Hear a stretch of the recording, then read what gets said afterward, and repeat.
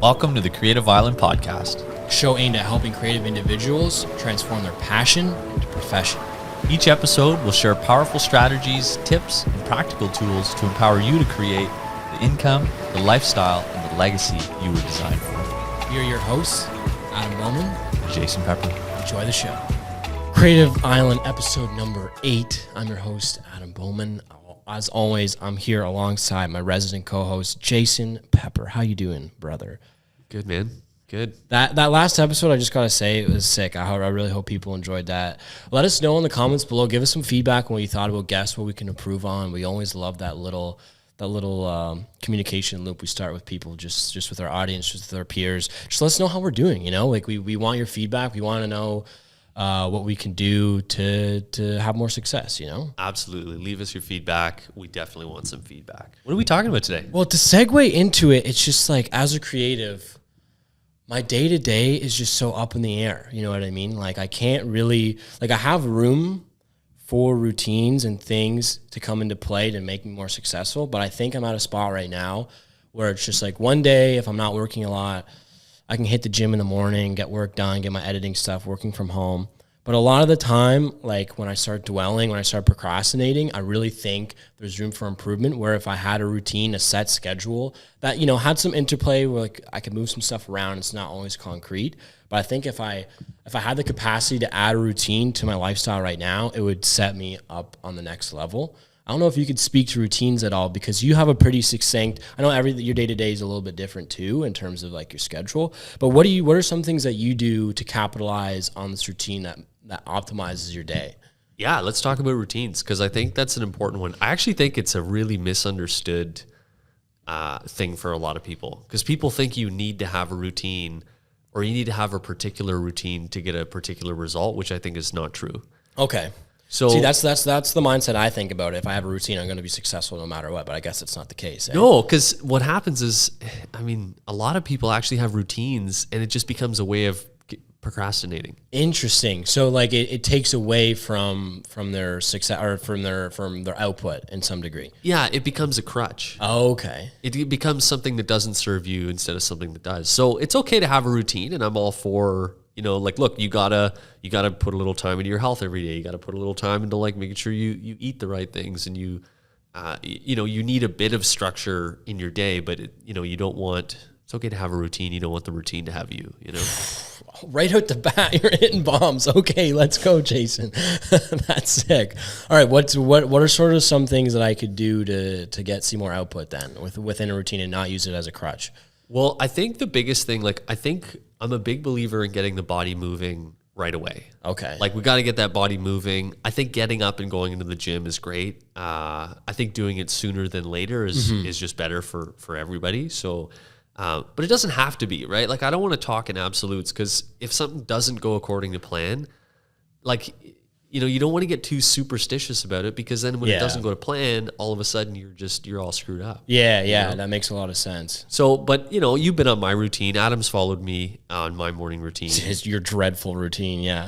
Yeah, it's early, and we go to the gym early, and well, like you said, you get the hardest thing about your day out of the way right at the bat. You can conquer the world, right? Like, yeah.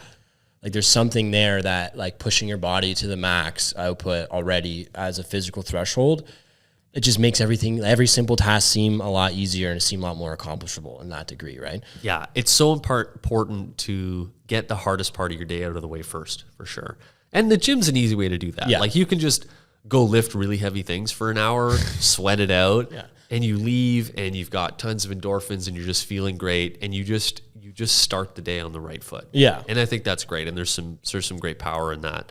But to that point you were saying before, like, if something happens where you have a couple calls and you have a couple meetings and you just can't get to that gym as early as you want, it's like there's no point in just writing it off like, oh, I'll just go back tomorrow. Like, you can still incorporate it somehow into your routine, even if you can't get it to it first thing or fifth thing, you know what I mean? Yeah, exactly. You want to just be flexible. Like, the most adaptable people are the ones that have, that get the results. Mm-hmm. So be adaptable, be flexible, be okay with things not going to plan, because that's life.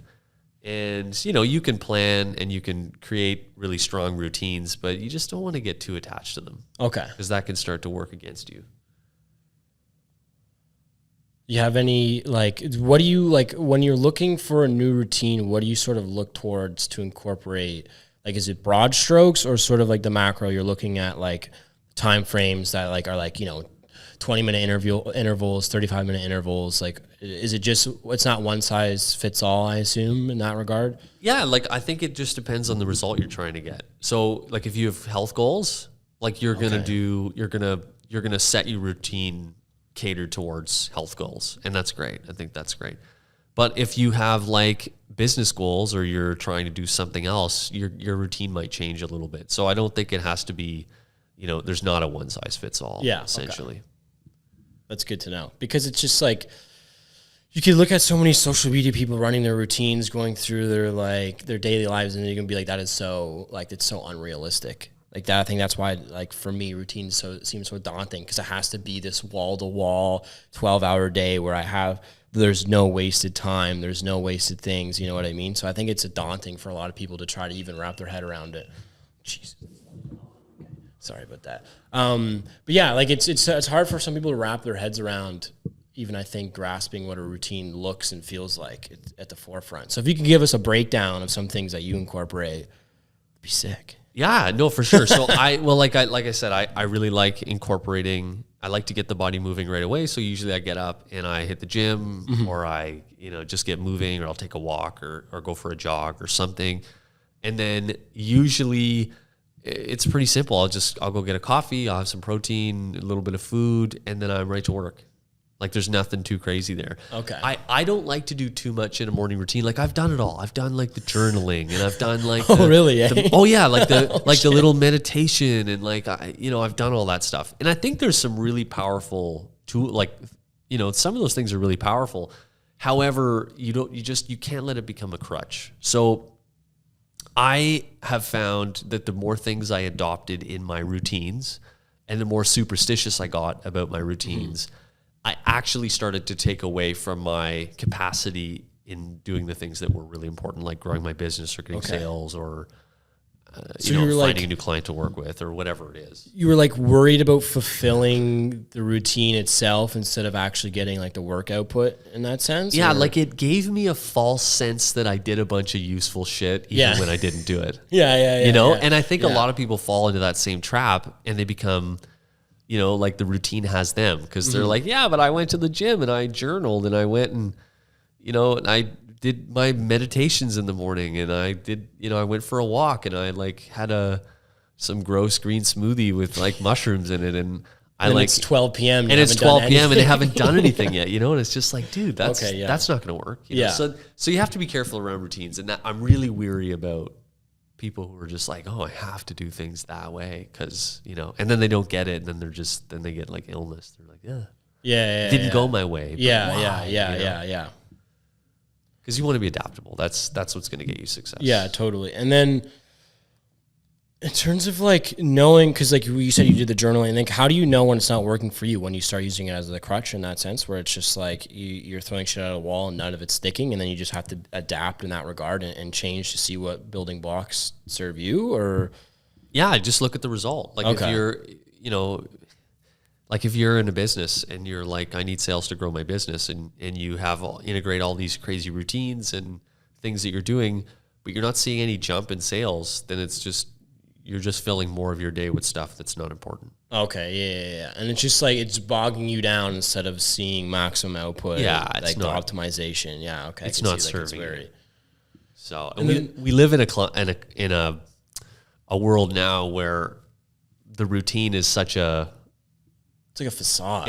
It's like, I don't know. It's like this fake flex thing that happens. Like, I don't know how to really describe it, but it's like people are doing it because they feel more important and they feel more productive, even though they haven't done anything. Like people are always looking to get pleasure without pain, right? They want money without the hard work. They want, the good without the evil, but the reality is you kind of have a balance of both all the time, right? Yeah, and I think it's like people get like what you're saying is like they have like this false sense of accountability where it's like, oh, I have this routine, like there's nothing can go wrong, like I have this seatbelt and I'm locked in and it's driving me along, but then in turn you're not really holding yourself accountable at all. You're just letting this dictate what you're doing. Totally. And you're not seeing the result. Or I mean, if you are seeing the results, then congrats. But if you're not, then it's like it's time to be adaptable, figure out what works, for me, like.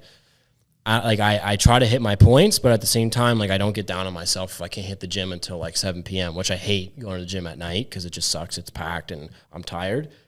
But I think like the adaptability and accountability of just recognizing that you don't have to follow it like to a T at the start anyways, because you can't just go from 1 to 1,000,000 like we've iterated like in almost every podcast. It starts in small increments and builds from there, right? Yeah, for sure. It's time. Like you got to put in the time, you got to put in the steps. Like there's no shortcut, and having some crazy routine is not going to make you some superstar person. Yeah. Have you seen, because I know you had a couple stellar mentors over the years. Did they have crazy specific routines, or is it sort of just the same values each day they bought into? I don't know. It depends. Like most of the mentors I had some form of a routine. Okay. But they weren't too set on how it had to go. Like obviously health is super important, so they got some gym time in, or they had a shake in the morning because it was something they like to have before their coffee, or but yeah, nothing too crazy. I have a couple of guys that journal and like kind of go a little further than just like they do some mindfulness and stuff. Okay. But they're still super productive. So if it's what works for you. If you're really productive and you can do those things and they serve you, great. But you'll know from the result. Yeah, okay. But you didn't see any one, did you see any one theme across the mentors or people that they like do other than the obvious of like working out, exercise, spending time with family? Like was there any key themes that like transcend all of the routines, or is it mainly just like that adaptability of being able to change and see the success that way? To be honest, like from my perspective, it was all about getting their body kind of primed for the day. Like it was like instead of getting up in the morning and just going out on a like cold start, like they actually kind of got things warmed up beforehand. So like that was the common theme. Now what that looks like is different. Like some people it means having a 2-hour gym routine. Which is crazy. Crazy, right? You do an hour on the treadmill and then you do an hour, I don't know, whatever it is. Or for some people it was like they wake up, they just go sit on their back patio or something. They have a coffee and they just look at the sun for half an hour. Yeah. And it's like that was enough for them. But at the end of the day, it was all just about getting you ready. If you want to be a performer, you got to be able to perform, and that's. Well, it's like, have you seen Mark Wahlberg's his routine got posted a while ago? Crazy. It's insane. Like the 2:30 a.m. wake up, gym at 3. First breakfast, gym at 4, and it's just like it's weird because you're putting that out like Mark Wahlberg, super successful businessman, style person, performer, actor, and it's so hard to accomplish. Like you can't just be like, if I adapt his routine, I'm going to be famous or I'm going to be successful in that way, which I think is what we were saying before, where it's like these things are almost impossible to accomplish at that level of success and hard work. You know what I mean? Yeah, like it shouldn't be associated with what his routine is. Yeah. And like your routine's not proportionate to yours. Like I know guys that have a lot of success and they just like, they sleep in and like drink a lot of coffee and they're just like, they don't even work out. Like it's not, it's not proportionate. But then you're right. There are some people that are just like super nutty about their diet and their health. Yeah. They only eat certain things and like that works for them, but they're still super productive. So you just want to find shit that, gets the job done. Yeah, that's interesting. Well, I asked, where did I put my phone? Oh, Jesus. Well, I asked AI because, coming in from the last podcast with Sean, we had a discussion about AI that I think is a very credible and a very poignant discussion to have in a lot of different like facets of industry in terms of business, in terms of art and how it can serve you. But I think it's just really interesting to see what it thinks is like what a routine looks like and like it can transcend anything for each like episode of the podcast. So I think I want to go over what Chat GPT thinks is a good routine. Sure. And I want you to rate them on a scale of 1 to 5 and like just get your thoughts on them. Sure. So how's a little preamble? So I'll read the preamble, which is actually kind of funny because we said this. There's no one size fits all routine for success, as what works best for one person might not work for another. However, there are certain habits and routines that many successful people have in common, and that have been shown to contribute to overall success. Here are a few examples. So right off the bat, that's pretty good. Pretty reasonable. Yeah. So number 1 is set goals. Successful people tend to be goal-oriented and set specific, measurable goals for themselves. This helps them stay focused and motivated. So you've said this before on many podcasts. So it's already like, that's pretty like... Yeah, for sure. That's like a 4 out of 5 right off the bat. Yeah. For sure. You want to speak to that at all too? About Yeah, the goals are important for sure. If you actually want to get somewhere, it's important to know where you're going. Yeah, and you need a roadmap. In like the macro sense and the micro sense of like having small goals, medium and larger, I think it's like it's equally like scalable to work towards. Yeah, for sure. Like if you have a goal, it's not really a goal until you chalk it up into like measurable bite-sized steps. Yeah. Whether that's like literally what you do by the hour to achieve your annual goals, or whatever you do by the day or by the month or something like that. Yeah, for sure. Okay, so that's fine. Number 2, prioritize. Successful people tend to be good at prioritizing their time and energy, focusing on the most important tasks first. That's pretty fire. Yeah, that's not a routine. That's just like essential. That's delegation almost, right? Yeah, like you can't have success but not prioritize anything. Like you don't get to have all of it without having to focus on something, or you gotta narrow it down. But then that comes to another question. It's like, what do I prioritize first? Do I prioritize like the monetization of like one call versus the other? Do I prioritize a project because of the scale of it, or like, you know what I mean? There's a lot of different questions that I think you can go down with that one. But I think it's a good one to just start thinking about like, what actually do I value over, like in a hierarchy of needs, you know what I mean? Yeah. Oh, for sure. You should know what your hierarchy of needs are. Yeah. And the brain's a funny thing. Like, it's so funny. I was just talking to somebody about this the other day, and the brain is like a really old kind of piece of hardware that we have, it's fucking old, bro. It's old. And, it has really some of the functions that that are like stored on the hard drive when we, like when we're born, are really primitive functions, like, flight or fight kind of responses. And then, so we always have this narrative in our brain to like stay safe and secure and like take the, because it's like that old part of our brain talking, so it's important to like get away from that, recognize those things and move onward. Okay, number 3, manage time effectively. That's that's reasonable. Yeah, that's when you prioritize things, that's what you're doing. But this just, it kind of speaks for itself. But successful people tend to be good at managing their time, using tools such as calendars, to-do lists, and time blocking to make sure they making most of their time. We've said, like, we've iterated this in other podcasts before. I don't necessarily know, like, I guess the definition of a routine is like prioritizing your time and efficiency versus like the needs of it, right? To some extent. Yeah, for sure. Number 4, stay organized. That's pretty decent. I think like having it written down and itemized is a good way to start a routine anyways. Yeah, for sure. Being organized is kind of a funny one because when you just tell somebody to like get organized, it's not, being organized is actually something that's a product of you doing something that's important to you. Okay. More than it's like, you just have to be organized. No, being organized is like doing something that's inspiring to you, and you'll be organized because you're doing something that's like that you're disciplined and focused and reliable on. People who are unorganized are usually doing stuff that's not important to them because they're struggling to like manage all the parts effectively.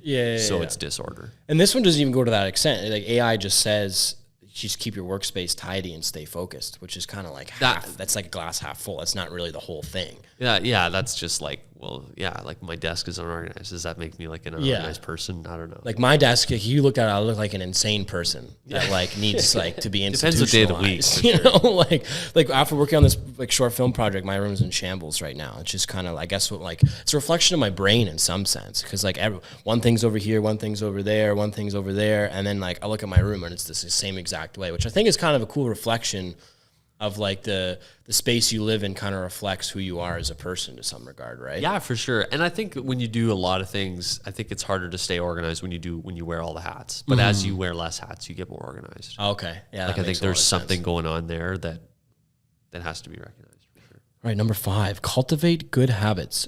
Successful people tend to have good habits such as regular exercise, healthy eating, consistent sleep patterns, which helps them stay energized and focused. No brainer. Makes sense. Yeah. Makes sense. Unless you're Post Malone, and he's probably doesn't have all the greatest habits. He's doing just fine. So. Well, he was on some podcast. He's actually saying that like he's cut down alcohol, which kind of means like if you're drinking that much, it's kind of like it's sure. not much to say. But it's funny, like, You know? and I agree. Like, hey, look, it's important to like eat healthy and go to the gym and do all those things. But I'm weary of any box like that. It has to be this way or that way.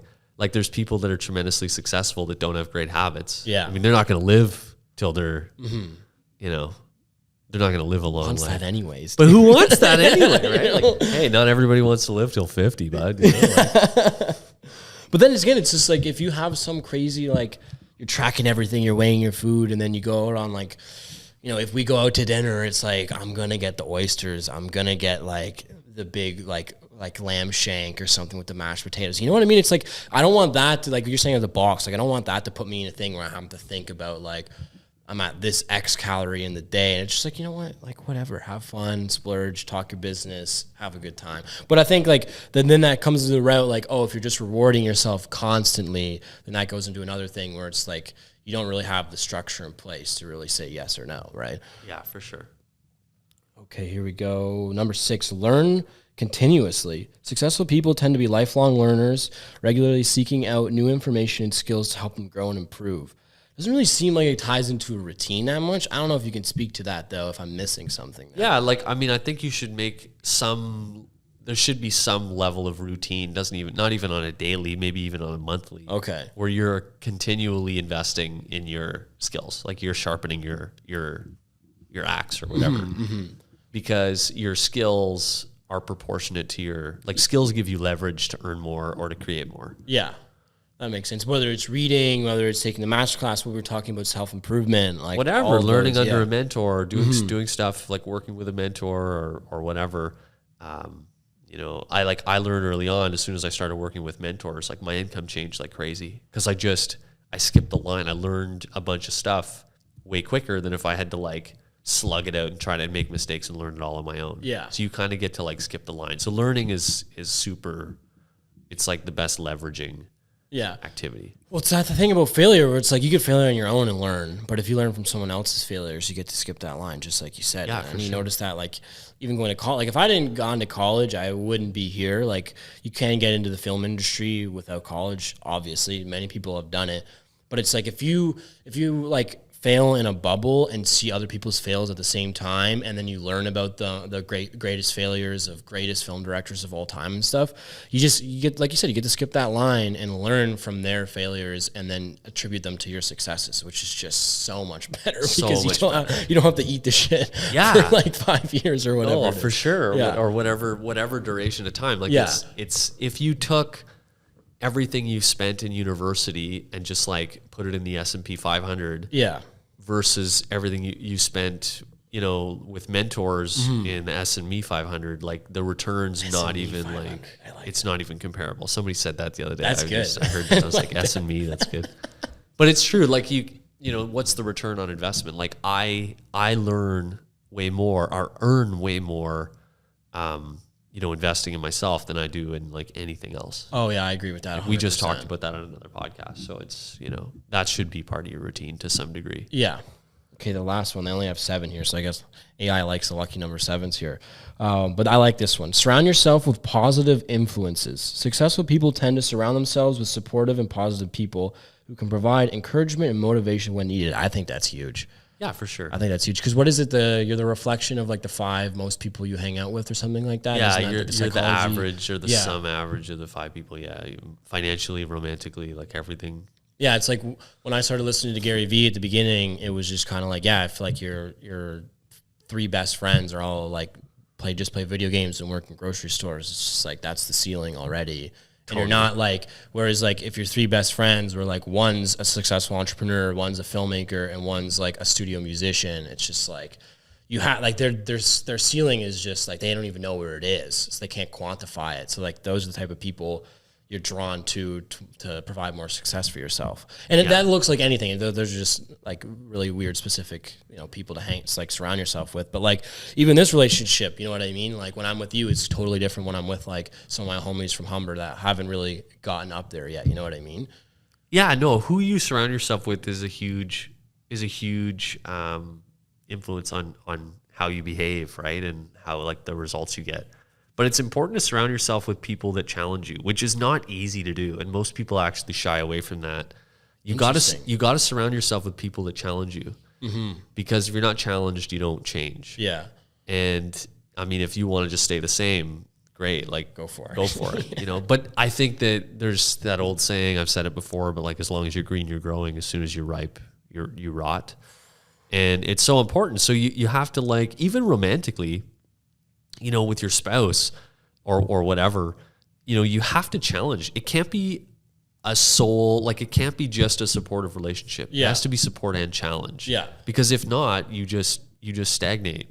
Well, you don't stagnate. You start to rot, right? You go in the opposite direction. So you want to just like constantly surround yourself with people who like push you a little outside of the comfort zone.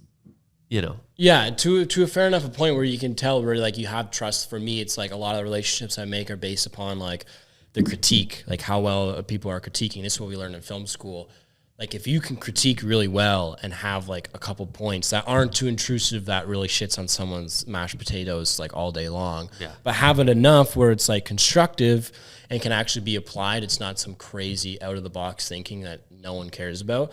It's just for me, it's like if I listen to some people critique my stuff and it doesn't make any sense, or it's on like I can't even contextualize it, look through their lens, then it's like I'm not really going to pursue that relationship that much. But if it's like they're critiquing for the benefit of myself and they're trying to look through my lens when they do critique me, like those are the people that I'm drawn towards because it's the same language. You know what I mean? Yeah, and like there's some critique is good, right? And people want to give feedback all the time, positive or negative. And it's important to take criticism and critique as feedback. Like obviously we know that, but there are certain people in your life that you have to recognize that are authorities in some things and not authorities in another. Oh, that's good. And you don't want to take advice from someone about something that they're not an authority in. Like, I have really good family friends and I love them to death, but I'm not going to take business advice from them. Yeah. Even if they project it onto me, like they're not credible in my brain. So I don't take it to heart because it's not something that they can speak on because they haven't got the result, And your parents too could be like that too, right? Totally. You love your parents and your parents might be like, I mean, look, I didn't grow up with any kind of privilege like we, and so when I talk to my parents about money advice, like I can only get so much advice from them because they don't know. And then you surpass sort of their knowledge scope, right? And then like once you get into where you are now, it's like it's not too interchangeable with what they know or what their experiences are, right? Yeah, for sure. So you want to just like find, if criticism really bugs you, and you're surrounding yourself with people that are kind of critiquing you have to look at who's going to give you credible criticism, which would be constructive. Because if somebody gives you criticism, but they're an authority to do so, it's constructive. There's feedback there. But if you're around people that are giving you criticism that they have no authority to be criticizing you over, it's just bullshit. It's just, they're just spewing shit. So you just need to run away from that. And that's our long-winded way of saying routines are good. Do you want to summarize anything about routines in particular before we land this plane? Yeah, for sure. We'll land the plane, but I don't get too hung up on how the way something should be or shouldn't be. Okay. It's about being adaptable and flexible. Do what's right for you, but make sure you get stuff done. Don't hide behind a crutch or behind a way something should go. because, all of a sudden when life happens and things can't go that way, you do yourself a disservice. So yeah. And I left a lot of like the last preamble or like post-amble from AI. So this is what they say at the end of these 7 tenets.